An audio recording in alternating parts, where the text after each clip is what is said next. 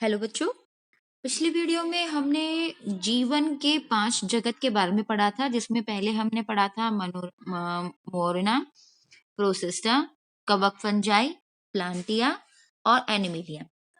अब हम क्या करेंगे, जो हमारा पादप था प्लांटिया, जिसे हम बोलते हैं पादप, उसका वर्गीकरण करेंगे। तो आप देख सकते हो यहाँ पे कि यहाँ पे मैंने ये बना रखा है पादप का वर्गीकरण। इसको कितने भागों में बांटा गया है? एक तो एल्गी है, दूसरा टेरिडोफाइटा, फिर ब्रायोफाइटा, स्पर्मोफाइटा। जो क्या कहते हैं, स्पर्मटोफाइटा है, वो दो उसमें डिवाइड हो गए हैं, जिसको हम बोलते हैं जिम्नोस्पर्म और एक है एंजियोस्पर्म। अब आता है एल्गी। एल्गी क्या होता है कि जैसे ये मेरा कोई है, ये एल्गी टाइप का कुछ है। इसमें ना तो कोई जड़ का पता कर सकते हैं हम लोग, ना ही हमें ये पता चलता है कि इसमें पत्ते कौन से हैं, ना ही हमें ये पता चलता है कि इसमें तना कौन सा है। तो एल्गी क्या है, जिसमें हमें ये ना पता चले कि इनमें से जड़, पत्ते या तना ये कोई भी नहीं होता है, ये सब मिक्सअप होते हैं। ठीक है, ये हमारा नेक्स्ट है ब्रायोफाइटा। इनका स्ट्रक्चर जो है वो हाइफा जैसा है, हाइफा जैसे स्ट्रक्चर इस तरह से होते हैं। ठीक है, तो ये क्या होते हैं, ये आधे पानी में होते हैं, आधे बाहर होते हैं, और वास्तविक में इनकी जो जड़ी जैसी संरचना होती है वो होती ही नहीं है। इनका एग्जाम्पल कैसा है? लाइववुड, और दूसरा है मॉसेस। ठीक है, तीसरा आता है हमारा टेरिडोफाइटा। टेरिडोफाइटा में क्या होते हैं कि इनमें जड़ें होती हैं। अब पहले वाले में क्या था? कुछ भी नहीं था। दूसरे वाले में हम डिफ्रेंशिएट कर सकते थे कि पत्ते कौन है और इनके स्टेम कौन सी है, जिसको हम तना बोलते हैं, पर इनकी जो वास्तविक जड़ें थी वो नहीं थी। अब तीसरा आता है हमारा टेरिडोफाइटा। तो टेरिडोफाइटा में क्या होता है कि इनकी जो जड़ें होती हैं, पर भूमिगत तना नहीं होता है, और पत्तों पर, जैसे ये पत्ते हैं तो उसके ऊपर एक बीजाणु सी संरचना होती है। ठीक है, पत्तों पे क्या होते हैं? बीजाणु होते हैं। और एग्जाम्पल क्या है इसका? फर्न, जिसको हम बोलते हैं एफ फर्न। ठीक है, अब आता है स्पर्मेटोफाइटा। स्पर्मेटोफाइटा क्या होते हैं? जिन पौधों के अंदर बीज होते हैं, जो बीजधारी पौधे होते हैं, उनको क्या बोलते हैं? स्पर्मेटो कहते हैं। ठीक है, उसके बाद में क्या आता है, जो हमारा स्पर्मेटो है वो फिर दो चीजों में बढ़ जाता है। एक तो होता है जिम्नोस्पर्म और एक होता है हमारा एंजियोस्पर्म। ठीक है, अब आता है जिम्नोस्पर्म। जिम्नोस्पर्म क्या होते हैं? वो उसके अंदर, मतलब आपने देखा है कि देवदार कैसा होता है? आपका इस तरह से स्ट्रक्चर होता है देवदार का।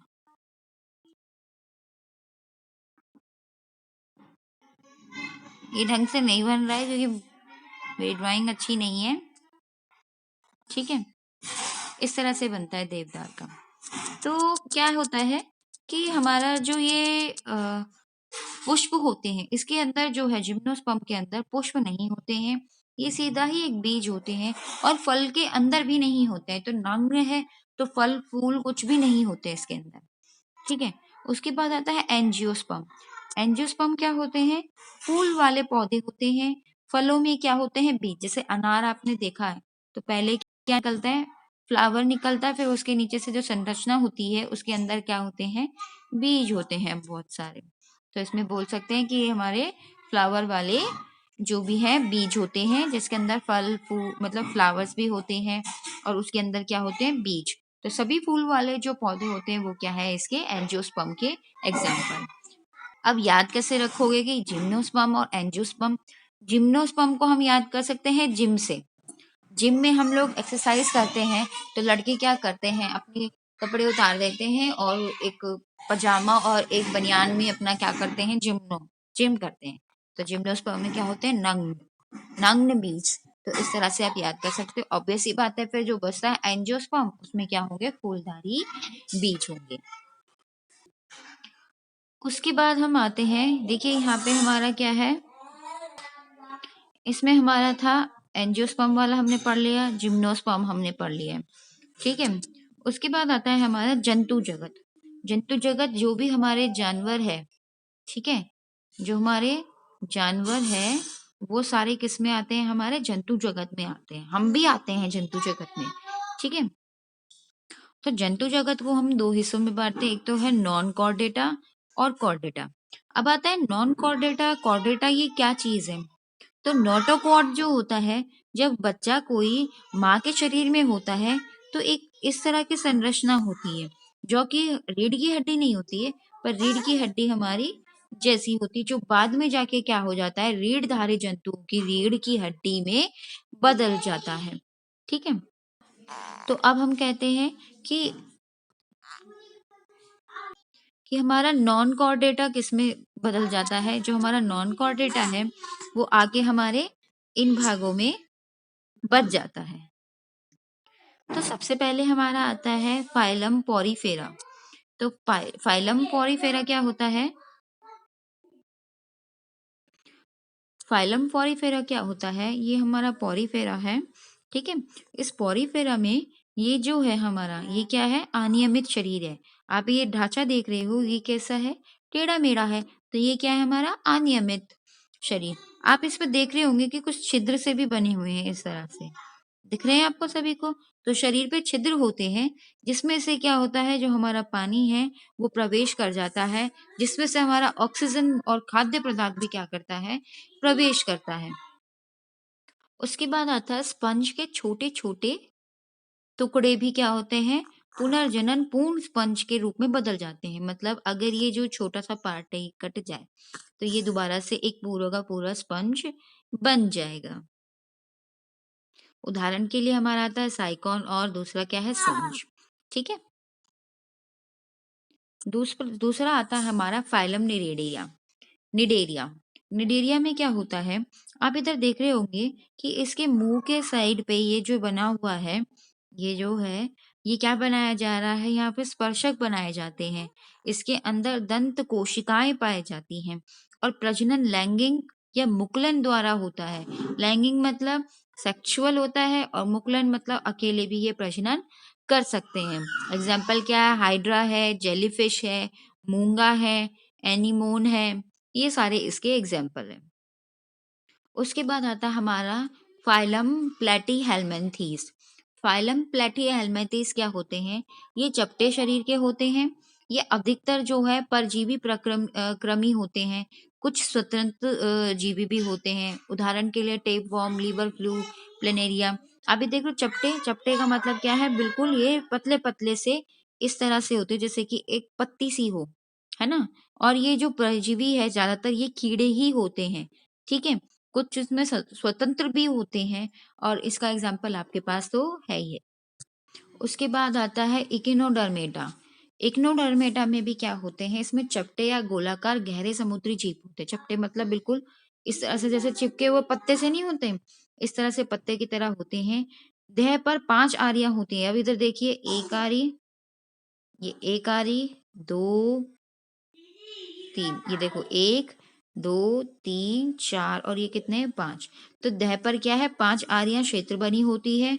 कंटीय त्वचा होती है। कंटीय त्वचा का मतलब ये है कि आप ये देख रहे हो कि यहाँ पे कांटे की तरह इस तरह से उभर उभर के बने हुए हैं ये। तो इनकी त्वचा कैसी होती है, कंटीय होती है। उदाहरण के लिए आपके पास है, ये क्या है, कैसी दिख रही है, हमारी स्टार फिश की तरह दिख रही है।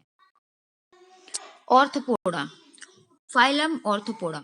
जो हमारे ऑर्थोपोडा होते हैं, जितने भी हमारे क्या कहते हैं ये जीव हैं, सबसे ज्यादा जो चीजें पाई जाती हैं ये कौन सी होती है, ऑर्थोपोडा में। सारे कीड़े मकोड़े जो भी होते हैं किस में पाए जाते हैं, ऑर्थोपोडा में। इवन कॉकरोचेस और आपके ये झींगा, है ना, ये सब सुने होंगे आप लोगों ने, तो ये भी क्या है, हमारे ऑर्थोपोडा के अंदर आते हैं। टांगे संधि युक्त होती हैं। आप ये देख रहे हो कि कितनी सारी टांगे हैं कि जो कि जुड़े हुए हैं। इनको 3 भागों में बांटा गया है, सिर, धड़ और उदर में विभाजित किया गया है। और सर से यूकेलिटिक से ढका हुआ है। मतलब इनका जो सर है एक ऐसी त्वचा है ऊपरी साइड में कि ये ऊपर साइड में ऐसी त्वचा से ढके हुए हैं जो कि काइटिन से बने होते हैं। और जैसे कि आप देखते नहीं हो कभी कॉकरोच को मारते हैं, वो मरते हैं नहीं और चल देते हैं इतनी जोर से चप्पल से मारने के बावजूद। ऐसा क्यों? क्योंकि इनकी जो त्वचा है वो किससे बनी हुई है? हमारी काइटिन से। और इनके एग्जाम्पल क्या है? कीट, मकड़ी, बिच्छू, झींगे, केकड़े, ये सारे क्या है इसके एग्जाम्पल। उसके बाद आता है फाइलम एनिलिडा। फाइनल एनिलिडा में पहला क्या है? खंड युक्त शरीर। आप इधर देख रहे हो कि ये जो कीड़ा है इसके इस तरह से खंड बने हुए हैं, तो क्या है? खंड जैसे हमारे शरीर होता है।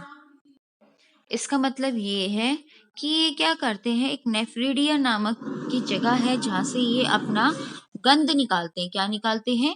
गंध निकालते हैं। ये उभयलिंगी होते हैं, मतलब नर और मादा एक ही अंग में पाए जाते हैं। ठीक है। और दूसरा क्या है हमारा?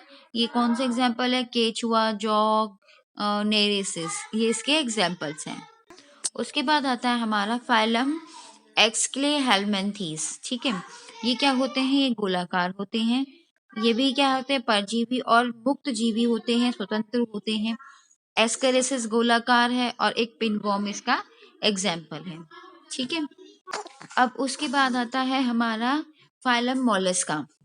मोलस्का क्या होते हैं? बिल्कुल मोल से, मतलब सॉफ्ट जो होते हैं, बिल्कुल कोमल से, तो वो किस में आते हैं? मोलस्का में। इनका जो है, ये इनका अखंडित शरीर होता है, मतलब बटा हुआ नहीं होता, जैसे कि हमने अभी पढ़ा था थोड़ी देर पहले खंडित। इस तरह से इसका अखंडित शरीर होता है जो कैल्शियम कार्बोनेट से बने सख्त कवच में पाया जाता है। ठीक है। मांसल पैर होते हैं इनके। उदाहरण के लिए क्या है? ऑयस्टर, स्नेल और क्या है? ऑक्टोपस इसका एग्जाम्पल है। मॉलस्क का मतलब बहुत सॉफ्ट सॉफ्ट कोमल होते हैं। अखंडित इनका शरीर होता है जो कैल्शियम कार्बोनेट से बने सख्त कवच में पाए जाते हैं। ठीक है। और मासल मासल पैर होते हैं इनके। ठीक है। तो इस तरह से आप इसको याद करोगे। वैसे ये इनका एक्सप्लेनेशन नहीं आता है, पर फिर भी आपको ये पता रहना चाहिए कि ये जानवर किसके अंदर आते हैं। उसके बाद आते हैं हम फाइनल कॉर्डेटा। अभी हम नॉट हम पढ़ रहे थे नॉन कॉर्डेटा, और अब करते हैं कॉर्डेटा जिसके अंदर नोटोकोड पाई जाती है। कॉर्डेटा क्या होती है? जिसके अंदर नोटोकोड पाई जाती है। नोटोकोड क्या था? जो बच्चों के बच्चा जैसे भ्रूण में होता है, तो उनके अंदर एक रीढ़ की हड्डी जैसा संरचना होती है, जो कि क्या बन जाती है बाद में? रीढ़ की हड्डी बन जाती है। ठीक है। तो अब पढ़ेंगे इसके क्या कहते हैं, और भी इसका जो अंदर वर्गीकरण है उसके बारे में हम पढ़ेंगे। अब हम पढ़ते हैं पहले क्लास कॉन्ड्रीक्वाथीस। जो ये क्लास है, इसके अंदर क्या होता है? एक कंकाल उपस्थित होता है जो कि बिना जोड़ी गिलदारे होते हैं। अब इसके अंदर जो कंकाल है वो हमारा किससे बना होता है? वो एक मांस होता है जिसको हम जोड़ी गिल दरारे बोलते हैं। ठीक है। तो वो क्या होता है? उससे बना होता है, जैसे कि शार्क और सेफिश, ये सब इसके एग्जाम्पल्स हैं। ठीक है। उसके बाद आता है हमारा क्लास के बाद आता है हमारा क्लास ऑस्टिक्वाथीस। ये क्या होता है? इसके अंदर जो हड्डियां होती हैं वो कंकाल से बनी होती हैं, मतलब हड्डियां होती है, स्केलेटन होता है। ये समुद्र और स्वच्छ जल दोनों में ही पाए जाते हैं। इसमें श्वसन के लिए जो ये लोग क्या करते हैं, सांस लेने के लिए क्या यूज करते हैं? गिल्स यूज करते हैं। ठीक है। क्या यूज करते हैं? गिल्स यूज करते हैं, जो कि अपर कुलम से ढके होते हैं, जैसे कि रोहू, कतला, ये सब इसके एग्जाम्पल्स हैं। नेक्स्ट आता है हमारा क्लास एम्फीबियन।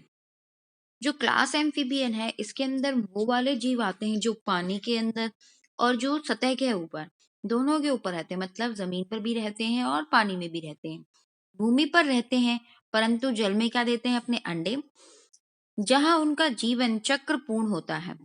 जीवन जल और भूमि दोनों के अनुकूल होते हैं, मतलब पानी में भी रहते हैं और उसमें भी रहते हैं। ये फेफड़ों से भी सांस लेते हैं और इनके अंदर गिल्स भी होते हैं जिससे वो सांस लेते हैं। जैसे कि मछलियों के अंदर जैसे गिल्स होते हैं ना, ऐसे भी इनके अंदर भी क्या होते हैं? गिल्स होते हैं। ठीक है। एग्जाम्पल क्या है इसका? मेंढक। उसके बाद आता है क्लास रेप्टीलिया। रेप्टीलिया वो होते हैं जो कि भूमि के जंतु होते हैं और भूमि पे ही क्या देते हैं? अंडे देते हैं। जो शेल को है उससे ढका रहता है इनका शरीर, दूसरा, ये कैसे रहते हैं? सांप जैसी संरचना, जैसे कि चिपकली हो गई, मगरमच्छ हो गया, कछुआ हो गया, है ना, सांप हो गए। तो ये सारे क्या है? रेप्टिलिया के एग्जाम्पल्स। फिर आता है हमारा एवीज। एवीज जो होते हैं, जो कि वायु में जो जीवन व्यतीत करते हैं जंतु, वो होते हैं। इनकी जो होती है हड्डियों में वजन बहुत ही कम होता है। ये भोजन अपनी चोंच से खाते हैं और उड़ान अपने पंखों से करते हैं, जैसे कि बर्ड, जिसको हम बोलते हैं चिड़िया। और लास्ट में हमारा होता है मेमेलिया। मेमेलिया जितने भी जीव जो अपने शिशु को, अपने बच्चों को दूध पिलाते हैं, जो बच्चों को जन्म देते हैं, ठीक है, वो होते हैं मेमेलियन। नवजात शिशु हेतु दूध उत्पन्न करने के लिए स्तन ग्रंथिया की उपस्थिति होती है इनके अंदर। शरीर पे बालों से ढका होता है। रोम युक्त त्वचा होती है हमारे, उसमें त्वचा के ऊपर रोमटे नहीं होते हैं जैसे कि बाल से, वो। और उदाहरण के लिए क्या है इसका एग्जाम्पल? गाय, चूहे, मानव, ये सब किस में आते हैं? मेमेलियन में। अब लास्ट आता है हमारा जैव विविधता का संरक्षण। तो इसमें क्या है, हमें लोगों के बीच में इस विषय के बारे में चेतना जागृत करनी चाहिए, मतलब अवेयरनेस करनी चाहिए, जिससे कि लोगों को पता चले कि जैव विविधता कितनी जरूरी है। फिर दूसरा है जीवों के निवास स्थलों की संरक्षण भी करना चाहिए।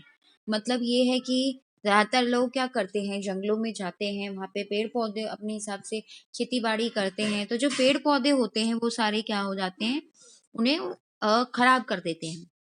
ठीक है, उनको काट देते हैं, अपना घर बना लेते हैं, सड़कें बना लेते हैं। तो इनकी भी क्या होनी चाहिए, निवास के एरिया को, स्थलों को क्या करना चाहिए, हमें संरक्षण करना चाहिए। और ऐसे बच्चों के बीच में भी हमें अवेयरनेस क्रिएट करनी चाहिए, जैसे कि बहुत सारी हम प्रतियोगिता क्या कहते हैं कर सकते हैं, जैसे चित्रकला हो गया, या वाद विवाद भी हम ऑर्गेनाइज कर सकते हैं, जिससे कि क्या होगा कि बच्चों के बीच में इस चीज के लिए क्या होगी, अवेयरनेस क्रिएट होगी, और बच्चे शुरुआत से ही जो विविधता है, जैव विविधता है, उसके संरक्षण के लिए पहले से ही हमारी जनरेशन जो है वो तैयार होगी। तो बच्चों, आज का हमारा ये टॉपिक पूरा यहाँ पे खत्म हो गया है।